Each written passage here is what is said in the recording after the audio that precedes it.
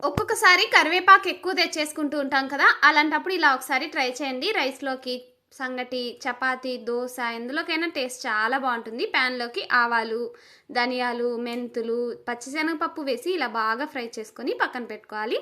తర్వాత కరివేపాకును కూడా ఇలా క్రిస్పీగా అయ్యేదాకా ఫ్రై చేసి పక్కన పెట్టుకోవాలి.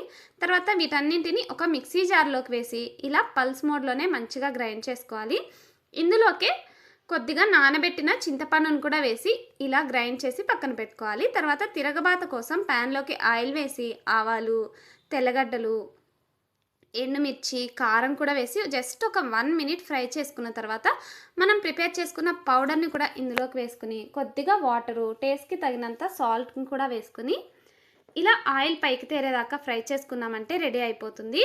నేను రైస్‌లోకి కాబట్టి కొంచెం గట్టిగా చేసుకున్నాను. మీరు దోస, ఇడ్లీలోకైతే ఇంకొంచెం జారుగా చేసుకున్నారంటే టేస్ట్ చాలా బావుంటుంది. సబ్స్క్రైబ్.